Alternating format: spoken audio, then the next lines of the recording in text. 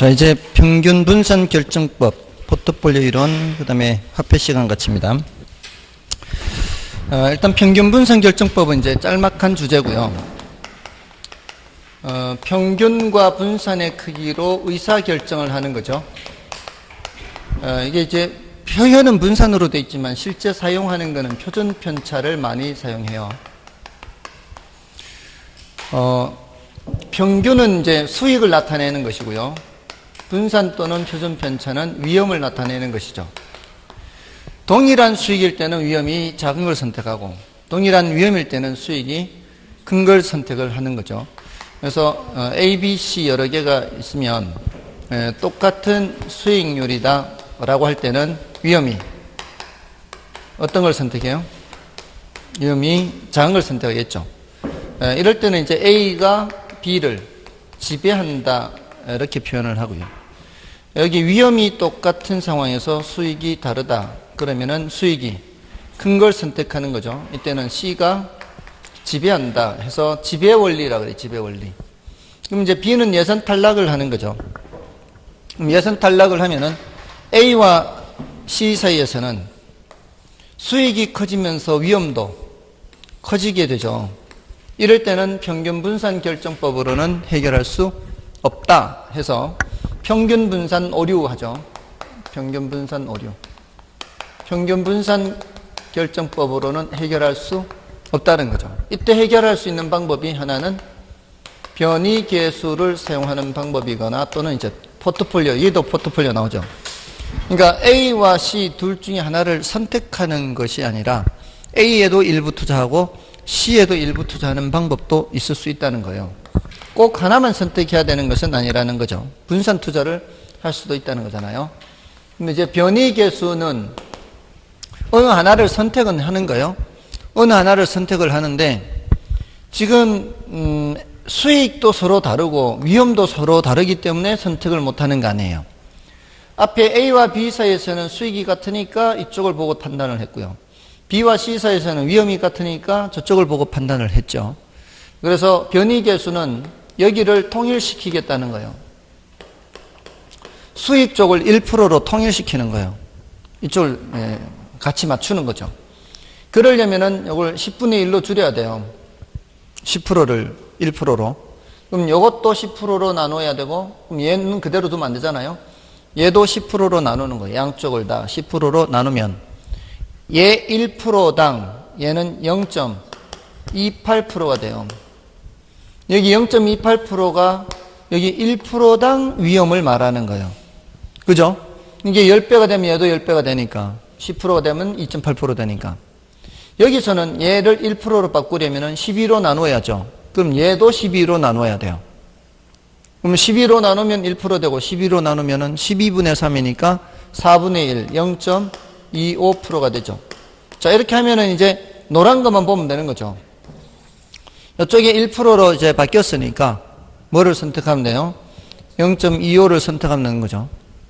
예, 요거는 수익률 1%당 위험이 0.25란 얘기고 요거는 수익률 1%당 위험이 0.28이에요. 그러니까 수익률 1%당 위험으로 바꾼 거죠. 그죠?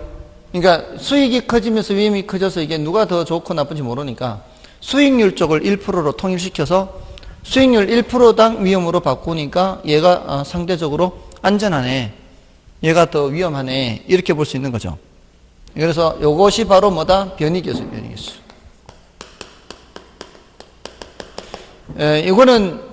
이거는 이제 평균이잖아, 평균. 요걸 표준 편차를 쓰거든요, 이쪽을. 이 변이계수는, 이 표준 편차를 10으로 나누는 거예요, 지금 평균 쪽으로. 그래서 0.28 된 거거든요. 그래서 변이계수 공식은 이렇습니다. 표준 편차를 뭘로 나눈 거예요? 평균으로. 이 평균은 수익률이 되는 거죠. 이거는 이제 위험이 되는 것이고, 이렇게 계산한 결과는 수익률 단위당 위험이 되는 거예요. 수익률 단위당 위험. 수익률 1%당 위험, 이렇게. 자, 수익률 1%당 위험하면서 상대적 위험도 이렇게 나타낼 수 있어요. 상대적 위험도. 절대적 위험이 아니라 상대적 위험도. 상대적으로 위험이 얘가 더 크다 이 말이에요. 절대적 위험은 C가 더 커요. 2.8보다는 3이 더 크잖아요. 절대적 위험은 C가 더 크지만 상대적 위험은 A가 더 크게 되는 거죠. 변이계수는 상대적 위험도를 나타내는 개념이다. 이렇게 보면 되죠. 변하는 정도다. 이렇게 보면 돼요. 변하는 정도. 변하는 정도. 변해서 이렇게 달라지는 정도. 그거는 이제 변하는 정도이기 때문에 위험의 크기다. 이렇게 보시면 돼요. 자, 요게 이제 평균 분산 결정법이에요. 그리고 평균 분산 결정법으로 해결 안 될 때는 무슨 방법을 할 수도 있다? 포트폴리오. 그래서 이제 포트폴리오 등장하는 거죠. 자, 포트폴리오가 이제 최근에 이제 점점 더 많이 질문하는 쪽은 최적 포트폴리오 쪽이고요. 그 앞에 있는 거는 지금까지 전통적으로 이제 많이 질문을 해왔던 건데요. 포트폴리오는 일단 분산 투자, 개념은 분산 투자인데 얻으려는 효과는 뭐예요? 위험을 줄이는 거죠. 위험을 분산해서 이제 위험을 줄이는 거죠. 근데 이제 모든 위험을 줄일 수 있는 게 아니죠. 체계적 위험은 줄일 수가 없고요. 비체계적 위험을 줄일 수가 있는 거죠. 체계적 위험은 모든 투자 안에 공통으로 미치는 위험이에요. 비체계적 위험은 특정 투자 안에만 미치는 위험이에요. 그러니까 모든 투자 안에 공통으로 미친다 해서 그게 그 위험이 터지면 그날 주가가 다 마이너스인 거는 아니에요. 그게 예를 들어 이런 거예요. 이제 어떤 체계적 위험이 터지기 전이에요. 체계적 위험이 터지기 전에 이제 각각의 이제 주가를 이렇게 보잖아요. 이렇게 A라는 주식은 이만큼 올라가 있고 B라는 주식은 이렇고 C라는 주식은 이랬어요. 근데 체계적 위험이 터지고 나니까 얘는 요만큼으로 줄어들었어요. 1시간 전에 비해서. 얘는 이만큼 밑으로 내려가 있고요. 얘는 더 밑으로 내려가 있는 거죠. 뭔 뜻인지 아시겠어요? 체계적 위험이 터지면 얘네들이 전부 다 밑으로 내려가는 그런 영향을 미친다고요. 이거는 뭐예요? 큰 사고 터진 게 있나 보다. 예를 들어서 재작년인가 트럼프 당선됐을 때 1시간 수업하고 나오니까 전부 다 막 밑으로 다 내려가 있어. 그런 거는 뭐예요? 체계적 위험이죠. 그런 것들은 다 내려가 있잖아요. 근데 이렇게 수업하고 나왔더면 다른 건 괜찮은데 내가 갖고 있는 것만 뚝 떨어져 있어. 보니까 뭐 조류독감 터지고 막 이렇게 이건 뭐예요? 비체계적이면 조류독감은 다 영향받는 게 아니라 내 것만 영향받았죠. 이런 게 무슨 위험? 비체계적 위험이에요. 그런 거는 이 모든 곳에 공통으로 미치는 게 어떤 거는 미치고 어떤 건 안 미치고 이런 것들이잖아요. 그런 것들은 이제 비체계적 위험인데 우리가 분산 투자해서 줄일 수 있다는 것은 바로 비체계적 위험인 거죠. 체계적 위험은 어쩔 수 없잖아요. 다 영향받는데. 맞잖아요. 이건 다 영향받는 거예요. 자, 아무튼 우리가 줄이는 거는 무슨 위험을 줄이는 거다? 비체계적 위험을 줄이는 거다. 근데 이거를 가능한 한 많이 줄여야 될 거 아니에요. 가능한 한 많이 줄이는 방법은 구성 자산 수를 어떻게? 다양하게 하면 돼요. 가장 다양하게 하는 방법은 뭘까요? 네? 가장 다양하게 하는 방법. 가장 다양하게 하는 방법은 그래 다 사면 되지. 한 종목씩 다 사면 되지. 한 종목씩 다 사면 돼. 그러면은 그날 수익률은 0. 몇 %밖에 안 돼요. 어떤 종목은 그날 상한가 터지는 종목도 있고 어떤 종목은 하한가 터지는 종목도 있지만 어차피 종합주가지수는 0. 몇 %예요. 종합주가지수가 1% 변하는 날은 그는 그날 뭔 터진 날이에요. 굉장히 큰 사고가 터진 날이에요. 그러니까 전체적인 수익률 변동은 작은 거죠. 각 개별 종목은 막 어떤 건 30% 위로 가고 어떤 건 30% 밑으로 가고 이렇게 있어도 그렇게 구성 자산수를 다양하게 하면은 영향을 적게 받는다 이 말이죠. 근데 이제 둘만 놓고 봤을 때는 다양하게 말고 둘만 놓고 봤을 때는 수익률 변동이 반대가 되게 하는 게 좋겠죠. 반대가 되게 하는 게 좋아요. 왜냐하면 한쪽이 좀 예상치보다 덜 나올 때 다른 쪽이 좀 더 나오면 벌충을 해주니까 그러니까 둘 다 이제 5%가 예상되는 투자가 있다 해도요. 여기도 5%, 여기도 5%예요. 근데 여기는 잘 나오면은 7%까지 나오고 못 나오면은 3%까지 떨어질 수도 있대요. 여기도 잘 나오면은 7%까지도 나오고 못 나오면 3%까지 떨어질 수도 있대요. 내 전 재산을 이쪽에 투입하면 어떻게 해요? 그러면 잘 되면 전부 다 7%, 못 되면 3% 이렇게 들쭉날쭉 할 거 아니에요. 내 전 재산을 여기 투입해도 잘 되면 7%, 못 되면 3% 이렇게 될 거 아니에요.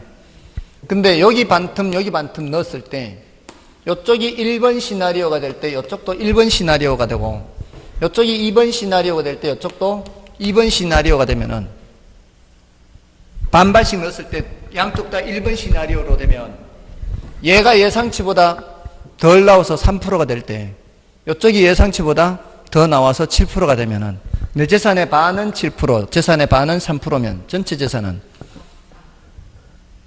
아니 7% 3%인데 왜 4%가 돼? 7% 3% 반은 7% 반은 3%라고 5%잖아 5% 7% 3% 7 더하기 3 나누기 2 그래서 다른 데서도 다 4%라고 했구나. 나는 다른 데서도 다 4%라고 얘기해. 사람들이 왜 이게 4%가 되지? 그래서 4%라고 대답했구나. 이제 알겠다, 이제. 다른 데서도 다 4%라고 하더라고. 그래서 는 왜 4%지? 왜냐면은 내 재산의 반은 7%의 수익률을 냈다고. 그러니까 예를 들어 1억을 반반 투자했는데 5천만 원은 7% 350 벌었고 나머지 5천만 원은 3% 150 벌었다고. 이쪽은 350 벌었고 이쪽은 150 벌었다고. 예상치보다 낮다고. 예상치보다 2% 낮아서 3%. 예상치보다 2% 높아서 7%. 그러니까 마이너스까지는 아니더라도 예상보다는 낮죠. 그렇지만 3%는 벌었으니까. 그러니까 3%, 7% 이렇게. 이걸 마이너스 3%로 봤을 수도 있구나. 죄송합니다. 앞으로 의사와 표시가 혼돈되지 않게. 의사와 표시의 불일치가 될 수도 있고. 저는 의사와 표시가 불일치하진 않았어요. 아무튼 여기에 평균적으로 몇 프로? 5%예요. 5%. 이쪽에서 350 벌었고 이쪽에서 150 벌었으면 합쳐서 500이잖아요. 그럼 1억으로 500 벌었잖아요. 내 재산에 5천만 원, 5천만 원 이렇게 했을 때 그럼 5% 벌었잖아요. 시나리오 2가 됐을 때도 마찬가지죠. 시나리오 2가 됐을 때도 이쪽 5천만 원은 3% 벌었으면 150, 이쪽 5천만 원은 7% 벌었으면 350 더하면은 500. 그러면은 내 1억으로 500 번 건 똑같아요. 그러니까 각각에서는 수익률이 다를 수 있지만 내 전체 자산은 늘 몇 프로 먹어요? 5%. 그러니까 늘 5% 안정적으로 먹을 수 있죠. 이게 이제 효과적이라는 거예요. 각각은 수익률이 들쭉날쭉해도 전체 자산은 이렇게 해도 5%, 저렇게 해도 5% 이렇게 되니까. 이게 수익률이 변동이 반대가 되기 때문에 나타날 수 있는 효과예요. 됐나요? 그리고 이렇게 완벽하게 벌충을 해서 이때는 위험이 있어요, 없어요? 늘 5%니까 위험 없죠? 이거는 비체계적 위험이 0이 된 거예요. 그거는 상관계수가 마이너스 1이 되는 거예요. 완벽하게 벌충을 해서. 자, 이걸 나타내는 개념이 바로 상관계수 개념이에요. 상관계수는 마이너스 1보다는 크거나 같고 1보다는 작거나 같단 말이에요. 근데 상관계수가 1일 때는 효과가 전혀 없어요. 그거는 얘 시나리오 1이 될 때 이쪽 시나리오 2가 되는 거예요. 그러면 같이 올라가면 전체 자산이 7%가 돼버리는 거죠. 그리고 이쪽이 2가 될 때 얘가 1이 되면 같이 3% 돼버리면은 한 종목에 몰빵 투자하는 거하고 똑같은 거죠. 그때는 효과가 전혀 없는 거예요. 효과가 없어요. 그리고 상관계수가 1보다는 작고 마이너스 1보다는 크거나 같아야 이제 효과가 있는 거죠. 1에 효과가 있는 거예요. 근데 1에 가까울수록 효과가 적은 것이고 마이너스 1에 가까울수록 효과가 큰 것이고 그리고 상관계수가 마이너스 1일 때는 효과가 가장 높아서 이때는 비체계적 위험을 뭐까지 만들 수 있다? 0까지. 조금 전에 이렇게 시나리오 1 이렇게 있는 게 비체계 위험이 0이 된 거예요. 자, 여기까지가 지금까지 대체로 질문을 했던 거예요. 줄일 수 있는 위험이냐, 줄일 수 없는 위험이냐, 이런 거 질문하고, 같은 방향이 좋냐, 반대 방향이 좋냐, 다양하게 할수록 위험을 많이 줄이느냐, 그렇지 않느냐, 이런 질문들이에요. 됐나요? 그리고 이제 상관계수가 이럴 때 효과 있다 없다, 이런 질문들이었어요, 지금까지. 근데 최근에 이제 최적 포트폴리오에 대해서 자꾸 이렇게 질문이 늘어나고 있어요. 최적 포트폴리오. 여기에 대해서 조금 더 정리를 해야 되겠죠. 여기서는 이제 효율적 전선이라는 것 정리하고요, 무차별 곡선이라는 것 정리하고요. 이 두 가지 개념입니다. 그러면서 최적 포트폴리오를 정리하면 돼요. 자, 일단 효율적 전선이라는 건 뭐예요? 동일한 위험하에서 수익률이 제일 높은 것들을 찾죠. 동일한 위험하에서 수익률이 제일 높은 것들을 찾아요. 그래서 이것들을 연결한 선, 이게 뭐예요? 효율적 전선이죠. 자, 이 효율적 전선은 표현하는 방법이 무려 4가지 방법이에요. 동일한 위험하에서는 수익률이 가장 높은 포트폴리오를 연결한 선 해도 되고요. 동일한 수익률 하에서는 위험이 가장 낮은 포트폴리오입니다. 동일한 수익률 하에서는 위험이 가장 낮은 포트폴리오, 요거를 연결한 선 해도 되겠죠. 이쪽으로 읽어도 되고 이쪽으로 읽어도 돼요. 두 가지. 그 다음에 이런 포트폴리오를 뭐라고 하느냐, 효율적 포트폴리오라 그래요. 그럼 효율적 포트폴리오를 연결한 선, 이렇게 해도 돼요. 마지막으로 효율적 포트폴리오는 아까 평균 분산 지배 원리를 만족해요. 평균 분산 지배 원리가 뭐예요? 동일한 위험에서는 수익률이 가장 높은 놈이 지배하고, 동일한 수익률 하에서는 위험이 가장 낮은 놈이 지배하는 거죠. 맞나요?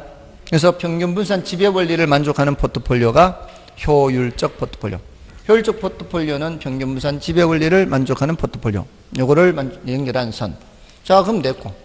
그리고 효율적 전선이 우상향하죠. 효율적 전선이 우상향한다는 얘기는 주어진 위험에서는 더 높은 수익을 얻을 수 있다 없다. 이거는 불가능, 현실적으로 불가능. 더 높은, 동일한 위험하에서는 못 얻어요. 근데 위험을 더 부담하면은 얻을 수 있죠. 이 정도의 수익을 얻을 수 있어요. 더 높은 수익을 얻으려면 뭐도 부담해야 돼? 위험도 더 부담해야 더 높은 수익을 얻을 수 있어요. 이게 효율적 전선이 우상향하는 것의 의미예요. 그러면 이제 효율적 전선이 정리되는 거예요. 이런 질문에 대한 답을 하면. 그 다음에 이제 무차별 곡선이죠. 무차별 곡선은 수익과 위험을 나타낼 때 어떤 점을 주면서 이 점이 주는 만족도를 묻습니다. 사람들한테. 사람들마다 이게 답이 달라질 수 있어요. 근데 어떤 사람이든 간에 요거보다 오른쪽 점을 주면 만족이 높아져요, 작아져요? 요거 오른쪽 점을 주면은 만족도가 작아지죠. 요거보다 위를 주면은 만족도가 높아지죠. 그러면 오른쪽 위에 어딘가에 만족도가 같은 점이 있지 않냐 이 말이에요. 위험이 커지는 대신에 뭐도 커지니까, 수익도 커지니까. 자, 그런 만족도가 같은 점을 찾아 나가는 거예요. 근데 요 하나만 있는 게 아니고 위험이 커질 때 수익이 처음에는 요렇게 조금만 커져도 되지만 위험이 더 증가하면 어때요? 위험이 더 증가하면 수익이 더 많이 증가해야 만족도가 유지가 돼요. 우리는 어떤 사람을 전절하기 때문에? 위험 회피형을 전절하기 때문에 그래요. 그러니까 우리 위험 회피형인 사람들이잖아요, 대부분. 위험 회피형인 사람인데도 위험이 작은 수준에서는 수익에 대해서 그렇게 크게 안 따져요. 수익에 대해서 그렇게 크게 안 따진다고. 위험이 작을 때에는. 뭘 보면 알 수 있는가 하면 여러분들 로또 혹시 사지 않나요? 로또 안 사나요? 안 사요? 가끔 사요. 저는 매주 산 적도 있어요. 담배를 끊고 난 이후에. 담배를 이제 끊고 나서는 돈이 이제 여유가 생기니까 이 돈으로 뭐 할까? 일주일에 한 서너 갑 해왔거든요. 일주일에 서너 갑이니까 한 7,000원, 10,000원 가까이 되잖아요. 그러니까 일주일에 하나씩 5,000원씩 살 수 있지. 일주일에 5,000원. 근데 1년 내도록 했는데 제일 세게 당첨된 게 5천억. 1년 내도록 했는데 저는 뭐 재물하고는 전혀 관계없어요. 안 되더라고. 그게 안 될 수밖에. 이게 로또 당첨되는 게 1등 당첨될 확률이 뭔가 하면은 쌀 2가마를 부어. 여기 쌀 2가마, 쌀 2가마를 부어 놓고 검은 쌀 한 톨을 던져 넣어요. 그 검은 쌀 한 톨 죽기 확률이에요. 그러니까 거의 816만 분의 1이야. 816만 분의 1이니까 뭐 거의 뭐 제로에 가깝죠. 근데 그거 안 사고 당첨되면 뭐 해야지 이렇게 생각하는 사람하고 한 개라도 사고 당첨되면 뭐 해야 되는지 다르죠. 확률이 0인 거하고 816만 분의 1하고는 천지 차이예요.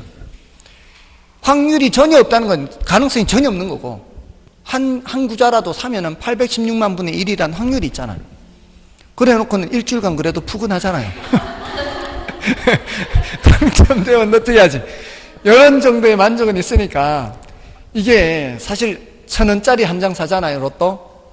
그게 우리 투자 얘기로 하자면 어디에 투자하는지 아십니까? 수익률 몇 %에 투자하는지 아세요? 마이너스 40%에 투자하는 거예요. 얼마짜리를 1,000원 주고 사는가 하면은 600원짜리를 1,000원 주고 사는 거예요. 1,000억어치 팔잖아요, 로또를. 1,000억어치 팔면은 600억 원을 당첨금으로 돌려줘요. 그 나머지 400억 원으로 이게 비용 지출하고 남는 거는 저기 국민주택기금으로 들어가고 또 무슨 기금으로 들어가고 이렇게 쓰는 거예요. 그래서 사실은 로또가 이게 그 부자들은 잘 안 산대요. 부자들은. 그 5,000원씩 일주일에 사주면은 2만 원이잖아요. 2만 원이면은 괜찮은 보험 하나 들 수 있어요. 사실 그래요. 2만 원이면 괜찮은 보험 들어요.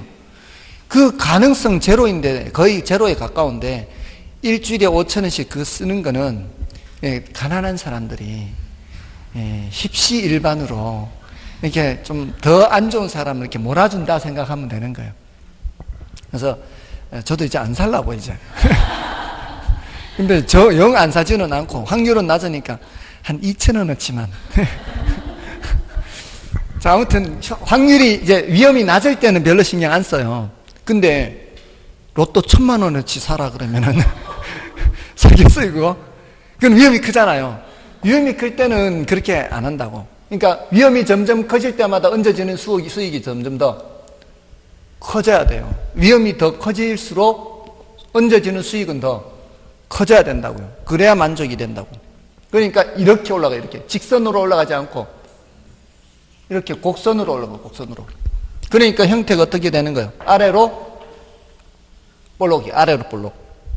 이제 아래로 볼록의 의미는 우리가 어떤 사람들이기 때문에 위험 회피형이기 때문에 그래요. 위험 회피형.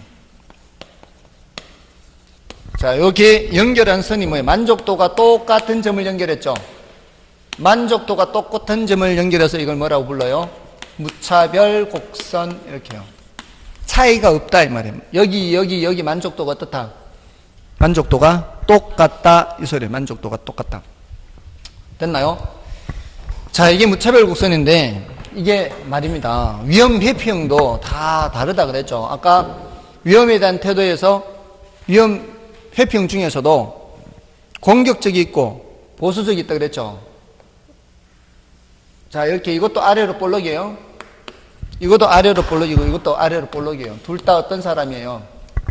위험 회피형인데, 자, 여기에서 똑같은 점에서 출발했는데 B라는 사람은 요만큼만 얹어줘도 그래 나는 괜찮아 이 정도면 돼 만족하고, B라는 사람은 위험 증가에 대해서 동일한 위험 증가에 대해서 더 높은 수익을 요구한단 말이에요.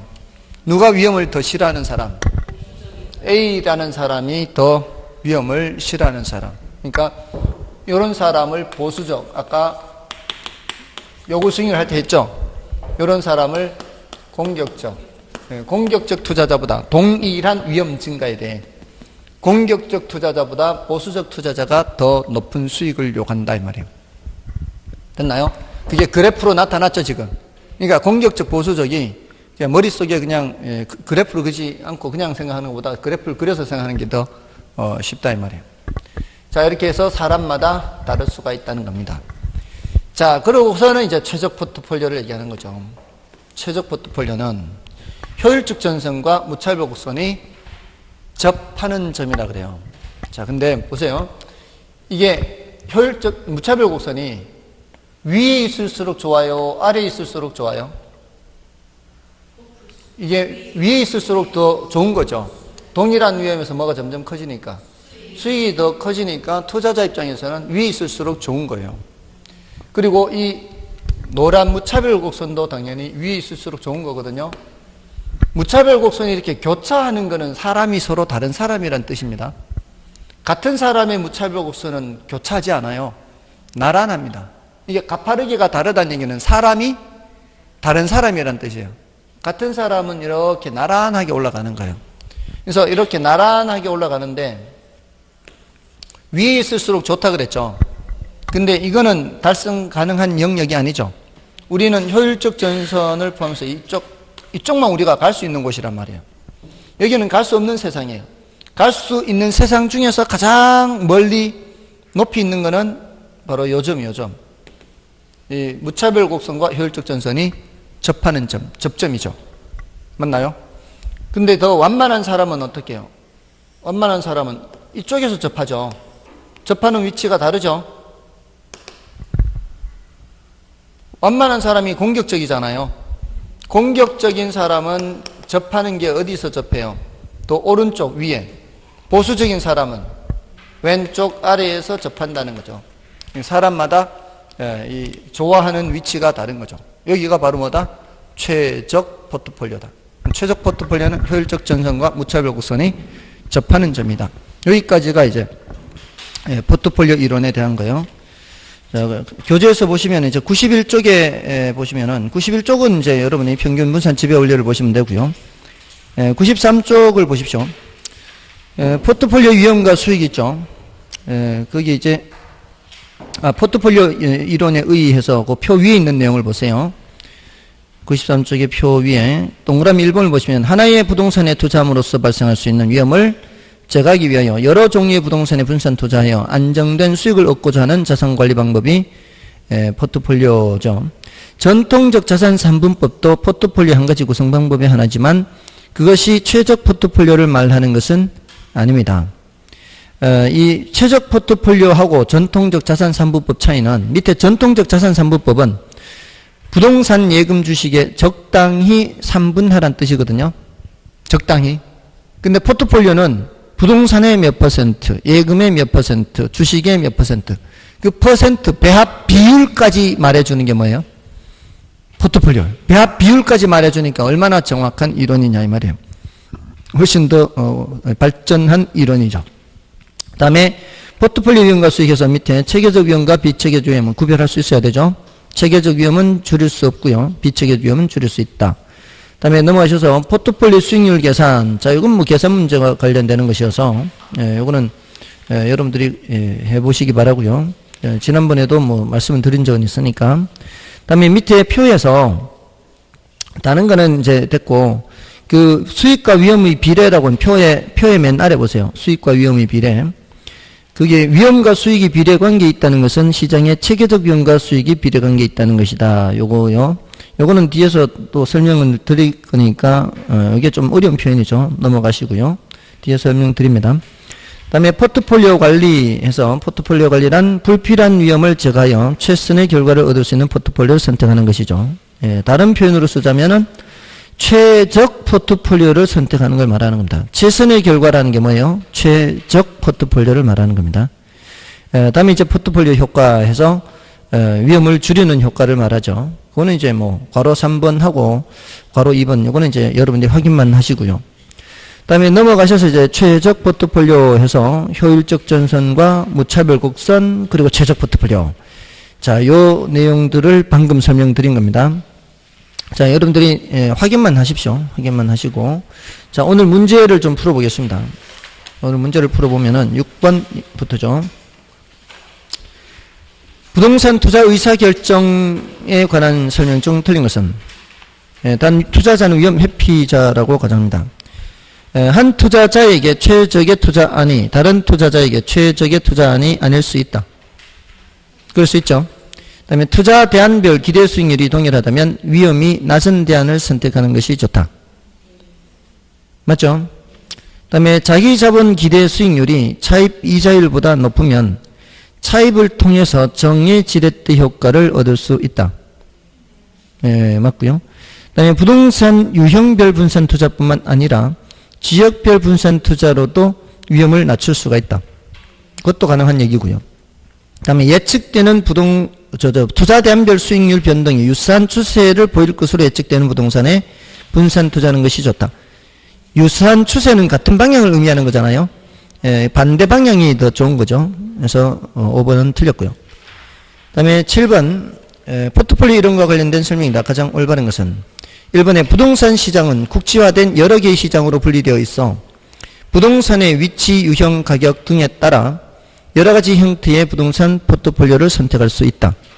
맞는 말이죠. 그 다음에 비체계적 위험은 경기 변동, 인플레 심화, 이자율 변동 등에 의해 하게 되는 위험이므로 시장에 있는 모든 부동산에 영향을 미치는 것이다. 이거는 비체계적 위험이 아니라 체계적 위험이고요. 밑에 3번하고 바뀌어 있는 거죠.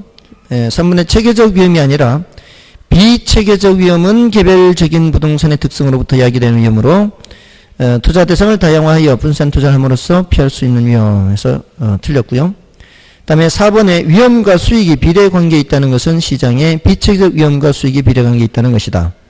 이게 틀린 거죠. 이것도 1번이 지금 옳은 것이었죠. 지금 4번은 좀 어렵죠. 그 다음에 설명드릴 거고요. 부동산 투자를 함에 있어서 피할 수 있는 위험이 체계적이 아니고 비체계적이고 피할 수 없는 게 체계적이죠. 지금 그 4번 지문이 바로 아까 그 표에 있던 그 내용입니다. 94쪽 표의 맨 아래에 있는 내용이에요. 94쪽 맨 아래에 있는 내용이 바로 7번의 4번인데 여러분들 비체계적이라고 하는 위험들 이런 것들은 어쩌다 나타나는 것들이에요? 아니면 늘상 나타나는 것들이에요? 어쩌다 나타나는 것들이라고 볼 수 있죠. 그러니까 이제 뭐 조류 독감이 터진다, 어떤 구제액이 터진다, 이런 것들이 터지는 거는 뭐 모든 투자의 공통적인 것이 아니잖아요. 어쩌다 나타나는 그런 이제 단발적인 그런 것들이잖아요. 우리가 이제 체계적 위험, 비체계적 위험 할 때 어떤 이제 투자 안들을 조사를 하면은 여러 가지 이렇게 이제 모습으로 나타나요. 위험이 클수록 수익도 크잖아요. 그러면 이제 조사를 하면은 이렇게 점으로 찍히겠죠. 근데 그게 대체로 이렇게 비례관계가 있을 거예요. 근데 이걸 꼭, 체계적 위험, 비체계적 위험 그렇게 설명하지 않더라도요. 우리 이제 골프 치는 사람들, 세계 랭킹 1위 선수의 성적하고요. 세계 랭킹 2위 선수의 성적하고요. 세계 랭킹 3위의 성적을 이렇게 하면은 대체로 어떻습니까? 이 랭킹이 밑으로 갈수록 이 나타내는 성적들이 어떻습니까? 대체로 점점 떨어지겠죠. 근데 이게 세계 랭킹 2위 선수가 세계 랭킹 1위 선수보다 늘 뒤처지나요? 늘 뒤처지지는 않잖아요. 어떤 때는 세계 랭킹 1위 선수를 이길 수도 있죠. 근데 누가 더 많이 이기는 거예요? 1위 선수가 더 많이 이기는 거죠. 그러니까 이 점수들을 나열해보면 대체로 이런 식으로 내려갈 거예요. 랭킹 순위대로 점수를 나열하면. 그러면 평균적으로는 이런 식으로 올라갈 거다 이 말이에요. 평균적으로. 대체로 이런데 지금 이렇게 올라가는 거 이거 있죠? 이렇게 올라가는 거. 이거는 위험이 커질수록 수익도 커지잖아요. 요거는 체계적 위험에 해당하는 거. 여기 선으로 올라가는 거. 선으로 올라가는 건 체계적 위험에 해당하는 거고 지금 평균적으로는 여기지만 더 잘 나올 때도 있고 잘 못 나올 때도 있잖아요. 세계 랭킹 2위 선수도 잘 나올 때도 있고 못 나올 때도 있죠. 근데 이게 밑으로 내려가면 내려갈수록 점점 이게 차이가 나겠죠. 그러니까 세계 랭킹 아주 떨어지는 사람은 제일 잘 나와봤자 세계 랭킹 1위 선수 제일 못할 때보다도 못할 수도 있잖아요. 근데 이 가까이 있을 때는 말이에요. 가까이 있는 선수들 사이에서는 어쩌다가 한 번쯤은 랭킹 2위 선수가 컨디션 좋을 때 하고 랭킹 1위 선수가 컨디션이 안 좋을 때 붙어버리면 누가 이길 수도 있어요. 랭킹 2위 선수가 이길 수도 있죠. 근데 이게 어쩌다 나타나는 현상이에요? 늘상 나타나는 현상이에요. 어쩌다 나타나는 현상이라고 봐야 되거든요. 늘상 나타나는 현상으로 보자면은 2위 선수가 1위 선수한테는 안 되는 거죠. 그러니까 어쩌다 나타나는 현상으로 보면 이게 역전이 될 수도 있다는 거죠. 반비례. 그러니까 비체계적 위험을 따지면은 뭐가 될 수도 있는 거예요? 반비례가 될 수 있어요. 반비례가. 체계적 위험으로 해야 뭐가 되고 체계적 위험으로 해야 비례가 되는 거죠. 저도 예전에 탁구 선수 생활을 한 2년 정도 해서 초등학교 때 초등학교 4학년 2학기 때부터 6학년 2학기 때까지 했는데요. 제가 거기 이제 저기 중에 제일 꼴찌였어. 꼴찌. 저보다 늦게 들어간 애가 없어요. 저보다 다 일찍 배우기 시작했어요. 주장 선수는 저보다 1년 먼저 배웠어요. 걔는 초등학교 3학년 2학기 때부터. 그리고 걔는 운동신경이 많이 발달해 있어서 훨씬 더 빨리 습득하는 애야. 그러니까 걔는 도체전에서 개인전에서도 랭킹을 올라갈 정도로. 근데 걔하고는 저는 실력 차이가 나니까 절대로 걔는 못 이겨요. 걔한테 반 정도 따라가면 잘하는 거예요. 근데 저보다 6개월 먼저 올라간 애는 가끔 이긴 적도 있어. 가끔. 이제 격차가 좀 작을 때는. 근데 그거는 어쩌다 있는 일이지 제가 늘상 있는 게 아니잖아요.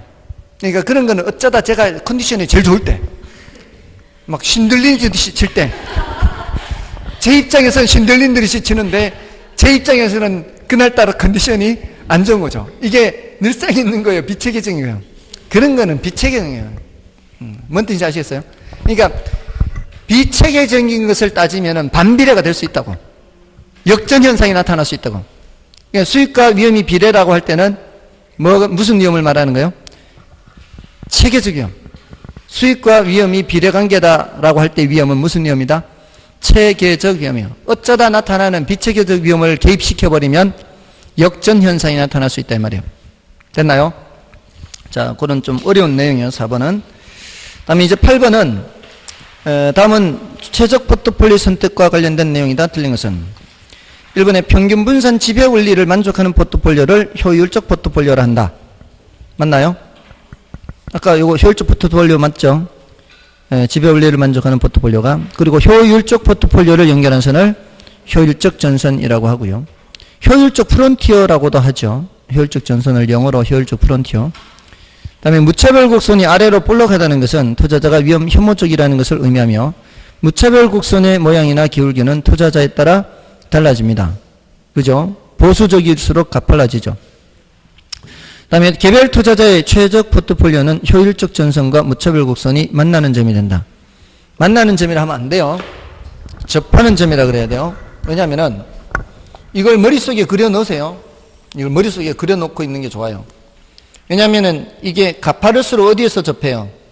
왼쪽 아래에서 접하죠. 그러니까 이 사람은 보수적인 사람이에요. 보수적일수록 위험도 작으면서 수익도 작은 걸 선택하고, 공격적인 투자자일수록 위험은 크지만 뭐도 큰 거예요? 수익도 큰 거예요. 공격적인 사람은 더 부담을 좀 위험을 부담하면서도 수익이 큰 걸 찾아가는 사람이고, 보수적인 사람은 수익이 좀 작더라도 좀 위험이 작은 걸 선택하는 사람이죠. 그러면 이 접하는 위치가 다르잖아요. 그럼 여기서 접하게 하면은 가파르게 그릴 수밖에 없잖아요. 여기서 접하게 하면은 완만하게 그릴 수밖에 없고, 머릿속에 그려놓으면은 공격적 보수적을 쉽게 이해를 할 수 있는 거죠. 그리고 이거 만나는 점이에요. 여기도 만나는 점이고 이것도 만나는 점이고 다 만나는 점이에요. 이게 만나더라도 교차하면서 만나면 돼요, 안 돼요? 교차하면서 만나는 거는 최적 포트폴리오가 아니에요. 여기 이렇게 만나야 돼요. 접하면서 만나야 돼. 그러니까 수학적으로는 이렇게 교차하면서도 만나는 거예요. 이렇게 접하면서도 만나는 겁니다. 그러니까 이걸 정확하게 표현을 해야 돼요. 이 수학적으로 얘기할 때는. 그래서 그냥 만나는 거 하면 돼, 안 돼?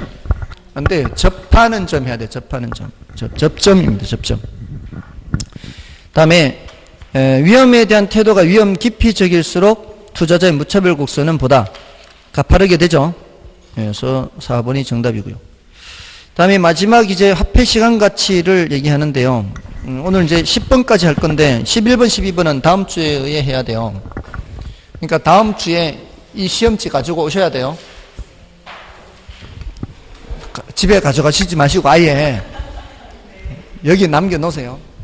화폐 시간 가치 좀 빠른 속도로 말씀드릴게요. 이 화폐 시간 가치는 보통 이제 현재 1억이 1년 뒤에 얼마 하느냐 이런 거 알고 싶은 거잖아요.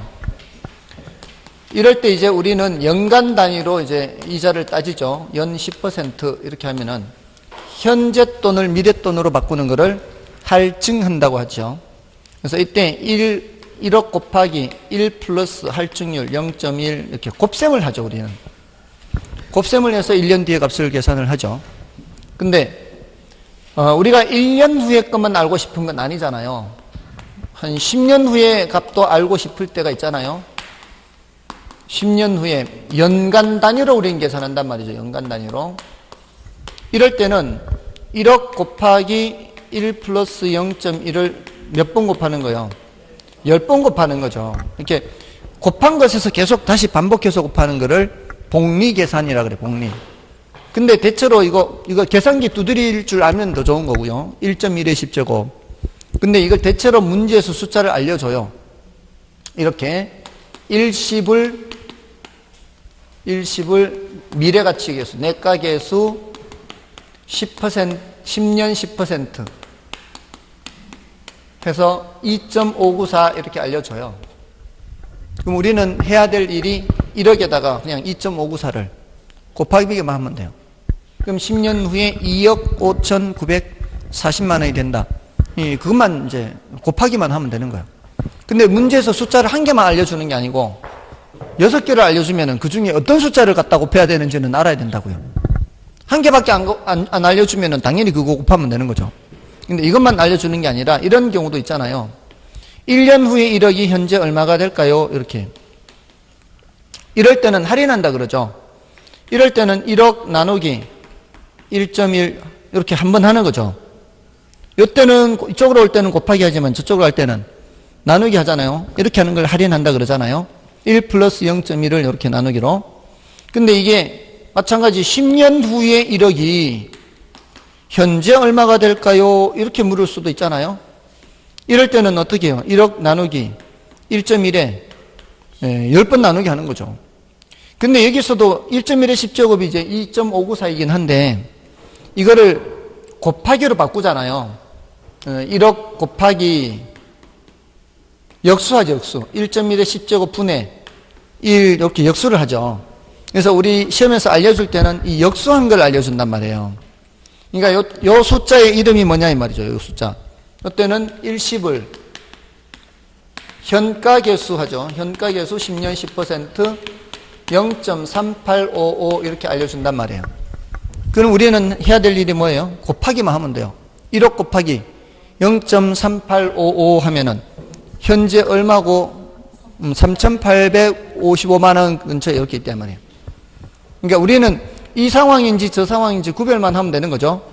자, 위에는 지금 어떤 상황이에요? 10을 내가 계수를 써야 되는 상황이고 아래는 10을 현가 계수를 써야 되는 상황이다 이 말이에요. 근데 저 두 가지 경우만 있는 게 아니라 모두 6가지 경우가 있잖아요. 그래서 매 기간 말 이렇게 불입되는 금액이 있을 때에는 자, 요걸 물을 수도 있다는 거죠. 미래에 합산되는 금액이죠. 여기가 10년이면 마찬가지 10% 기준으로 해서 매년 말 1억씩이면 10번이면 원금은 얼마예요? 원금은 10억이 될 거예요. 그게 합산된 금액을 계산하고자 할 때는 문제에서 연금의 내가 계수를 알려줘요. 10년 10% 마찬가지. 요 숫자는 10보다 클까요? 작을까요? 10보다 큰 숫자예요. 왜냐하면 여기 요 1억에다가 곱하는 수거든요. 1억에다 곱해서 이게 되는 거니까 원금만 따져도 10번이니까 15.94 이렇게 돼요. 그러면 이제 15억 9,400이 된다는 얘기죠. 그러니까 이게 사실 이 숫자를 금방 눈치챌 수 있어요. 이게 10년이면 이 숫자는 반드시 10보다는 커야 돼요. 이게 7년이면은 7보다 커야 돼. 뭔지 아시겠죠? 이게 5면은 5보다는 커야 돼요. 이게 더 붙어 이제 원금만 따져도 5억이 5번이니까 다 합산되니까. 그렇게 해서 약간의 어떤 감을 익히는 방법도 있어요. 근데 이제 반대 경우도 있잖아요. 지금 이거는 미래 금액을 계산하는 거고 현재 금액을 계산하려고 할 수도 있잖아요. 이게 이 금액. 자, 이 금액은 1억씩 10년간, 원금은 10억이죠, 10억. 근데 미리 받잖아요, 미리. 미리 받으면 10억보다 많겠어요, 적겠어요? 그러면 이 숫자는 연금의 현가계수라고 하죠. 10년 10% 이 숫자는 10보다는 작은 금액이 된다는 거예요. 10을 기준으로 하면 돼요, 10을 기준으로. 얘는 10보다 작고 얘는 10보다 크고. 그러면 여기가 6.145가 되거든요. 그럼 1억 곱하기 뭘 하면은 6.145 하면은 6억 1,450만 원 이렇게 되는 거죠. 10억보다는 작아요. 자, 여기까지는 좀 덜 어려운 편이고, 이제 마지막 두 가지가 좀 어려운데, 그 마지막 두 가지는 이제 푼돈 계산하는 거죠. 얘네들은 지금 목돈 계산하는 것이기 때문에, 지금 여기가 15억 9,400만 원, 이게 6억 1,400만 원 이렇게 되는데, 여기서는 이제 위하고 아래의 차이점이 요거 푼돈 계산하는 거예요. 쪼갠 돈. 이게 10년을 기준으로 10개로 쪼개는 거예요. 10개로. 쪼개는 거예요. 그러면 이게 만약에 1억이다. 그러면 10개로 쪼개면 이자 계산하지 말아보세요. 그러면 10개로 그냥 쪼개면 얼마예요? 1,000만 원이죠. 그 소리는 0.1이거든요. 0.1. 1,000만 원씩 1,000만 원씩 이렇게. 근데 여기까지 와서 이렇게 합산이 됐을 때 1이 돼야 돼. 근데 올 때는 이자가 붙어서 와. 그럼 이게 1,000만 원이면은 1억보다는 커질 거 아니에요. 이 금액은 1,000만 원보다는 적은 금액이 돼야 된다고. 그럼 0.1보다는 작은 숫자가 돼요. 10개로 쪼개면은 0.1보다 작다 이렇게 돼요. 이게 5년이면은 5개로 쪼개면은 0.2보다는 작게 하죠. 5개로 쪼개면 하나가 0.2가 될 거 아니에요. 그러니까 이 숫자를 이제 어느 정도 예측할 수 있어요. 이게 이제 감채 기금 계수라는 거예요. 감채임 계수 10년 10%는 0.1보다는 어떻다? 작다. 이거 미랫돈을 기준으로 쪼개는 거죠. 미랫돈을 기준으로 쪼개는 걸 뭐라고 하고, 감채 기금 계수라고 하고, 0.0627이에요. 그럼 여기다 1억에다 뭘 곱하는 거예요? 0.0627을 곱하는 거예요. 여기 억 단위, 1,000만 단위, 100만 단위. 그러면 627만 원이에요. 627만 원씩 10번을 넣으면 원금의 합계는 6,270만 원인데 이자가 붙어서 1억이 채워진다는 얘기예요. 10% 이자는 굉장히 센 이자예요. 근데 이제 마지막으로 이제 저당상수가 있죠. 이게 제일 많이 사용하는 거죠. 저당상수 10년 10% 이거도, 자, 이거는 이제 쪼개긴 쪼개는데 언제 돈을 기준으로? 현재 돈을 기준으로 쪼개는 거죠.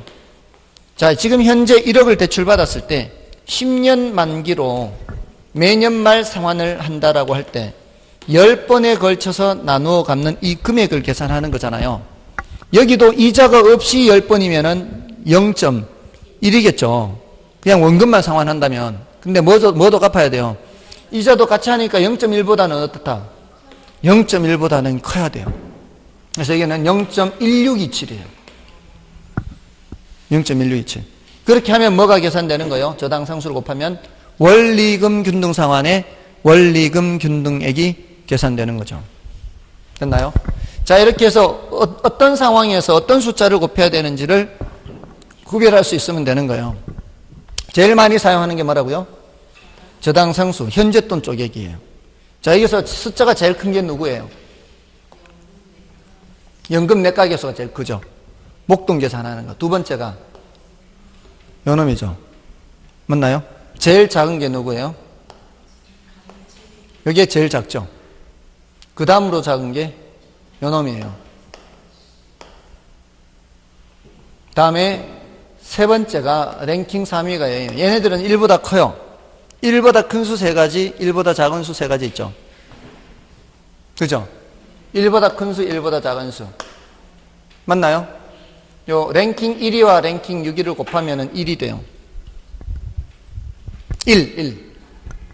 랭킹 2위와 랭킹 5위를 곱하면 1이 돼요. 한가운데 있는 3번과 4번을 곱하면 1이 돼요. 무슨 관계? 역수관계란 뜻이에요. 역수. 일시불끼리는 역수관계고, 연금의 내가계수, 내감 역수관계고, 현저 역수관계라고 합니다. 연금의 현가계수 저당상수 역수관계. 현저와 역수관계 6.14하고 0.1627 역수관계라고요. 제일 큰 숫자 15.94와 감층계수 0.0627 곱해서 1이에요. 물론 이제 정확하게 1이 안 돼요. 계산기 또 되면 이제 근사치로 돼 있기 때문에 1.001이 될 수도 있고 0.9999 이렇게 될 수도 있고. 됐나요? 자, 이렇게 해서 좀 봐주시고요. 오늘 문제를 보시면은 9번에 3년 후에 1억 원을 만들기 위해 했죠. 3년 후에 1억을 만들게 하면 1억을 어디다가 더 써야 돼요? 3년 뒤에 1억을 써야 될 거 아니에요. 자, 1억을 만들기 위해 매 기간마다 적립해야 할 적립금 계산하는 거니까 뭘 계산하는 거예요? 푼돈 계산하는 거죠. 푼돈 계산하는 거니까 이거는 밑에 감층기수나 저당상수인데 미랫돈을 쪼개는 거잖아요. 미랫돈을 쪼개는 건 뭘 이용해야 돼요? 감채기금계수를 사용해야 되고요. 그래서 3번이고 10번은 화폐시장가치에 대한 설명으로 타당한 것은 1번의 저당상수는 연금의 현가계수의 역수로서 원리금 균등상환의 저당 지불을 구할 때 사용된다. 저당상수 연금의 현가계수 역수 현저 맞죠? 현저 원리금 균등상환의 저당 지불액 맞죠? 원리금 균등액 계산할 때 사용되고요. 그 다음에 감채기금계수와죠. 감채기금계수와 연금의 현가계수는 무슨 관계? 역수관계 아니죠. 감채기금계수와 연금의 내가계수가 역수관계고요.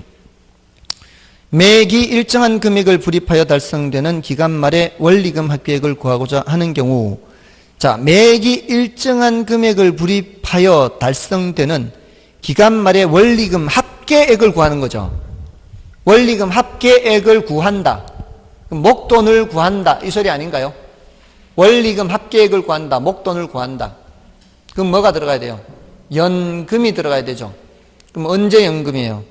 미래 연금이니까 연금의 내가계수죠. 그 다음에 4번 저당상수와 연금의 내가계수가 역수관이고 연금의 현가계수가 역수관계이죠.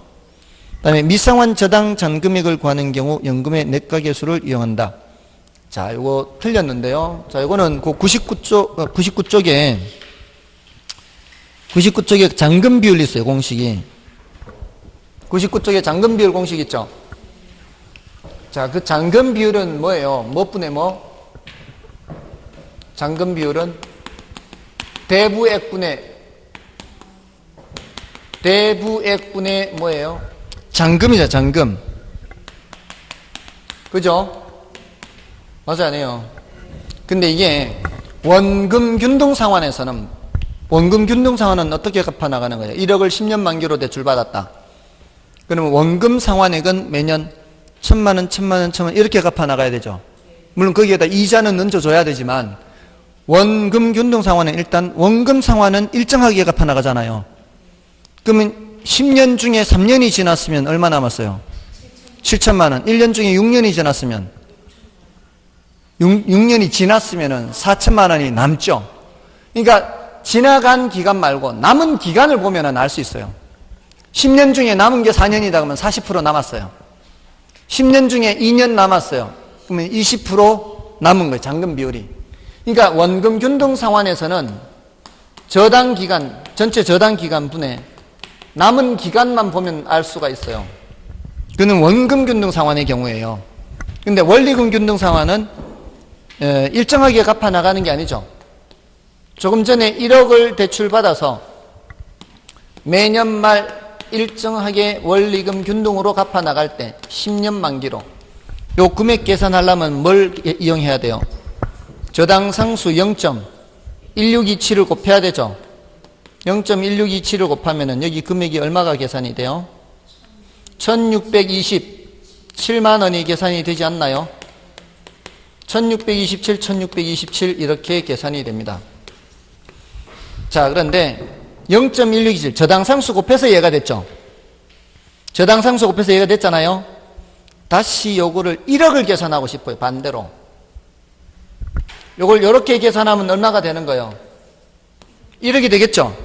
요 1억 계산하려면은 뭘 이용해야 돼요? 이거 목돈 계산하는 거예요? 푼돈 계산하는 거예요? 목돈 계산하는 거죠.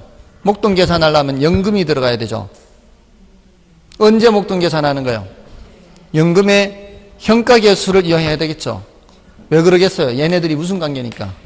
역수관계니까. 이쪽으로 계산할 때는 저당상수를 썼지만 반대쪽으로 갈 때는 역수를 이용하는 거지. 역수. 우리 3 곱하기 5는 15 이렇게 되잖아요. 여기 3에다 이쪽으로 갈 때는 5를 곱했잖아요. 근데 15에서 이쪽으로 올 때는 5를 나눠야 되잖아요. 그거하고 똑같은 원리예요. 이것에서 이쪽 계산할 때는 저당상수를 이용했지만 반대로 올 때는 연금의 현가계수, 역수관계인 저당상수 역수인 연금의 현가계수를 이용해서 이쪽으로 온단 말이에요. 그럼 연금의 현가계수 몇 년짜리를 쓰면 되는 거예요? 10년짜리 쓰면 될 거 아니에요. 저당기간 전체. 저당기간 전체 연금의 현가계수를 계산하면은 대출받은 원금이 나온다. 원금. 저당기간 전체의 연금 현가계수를 이용하면은 대출받은 원금이 계산이 돼요. 근데 1년 지났어. 자, 한 번 갚았어. 몇 번 남았어요? 9번 남았죠. 요 시점에 잔금을 계산한다면 이 말이에요. 요 시점에 잔금을 계산한다면 이걸 다 합해야 되는 거죠. 이렇게. 맞나요? 이걸 계산하려면은 10개를 다 합산해야 되잖아요. 근데 요걸 계산하면은 몇 개를 합산하는 거예요? 9개를 합산하는 거죠. 그럼 연금의 현가계수 몇 년짜리 쓰면 돼요? 9년짜리 쓰면 되죠. 요 시점에서 몇 년 남았다 그랬어요? 9년 남았다 그랬죠. 남은 기간에 연금 현가계수를 쓰면 요 시점에 잔금이 계산된다고. 그러니까 잔금을 계산하려면은 남은 기간의 연금 현가계수를 이용한다고요. 그러니까 원금 균등 상환에서는 이걸 따질 필요가 없이 그냥 저당기간 분의 남은 기간 하면은 잔금 비율이 나오는데 원리금 균등 상환에서는 저당기간의 연금 현가계수 분의 남은 기간의 연금 현가계수를 이용해서 잔금 비율을 계산할 수 있다 이 말이에요. 그러니까 원리금 균등액을 계산할 때는 저당상수를 이용하지만 반대로 잔금 계산할 때는 역수인 연금의 현가계수를 이용한다는 거죠. 그래서 현저하는 거예요. 저쪽으로 할 때는 저당상수, 반대로 올 때는 저당상수 이렇게. 그래서 원리금 균등 상환에서는 연금 현가계수를 이용해서 뭐를 계산할 수 있다? 잔금을 계산할 수가 있다는 거예요. 그게 5번이 원리금 균등 상환을 전제로 해서 하는 얘기예요. 됐나요? 그래서 5번이 틀린 지문이에요. 자, 오늘은 여기까지 하고요. 다음 주는 이제 현금 수지 측정부터 하겠습니다. S였습니다. 감사합니다.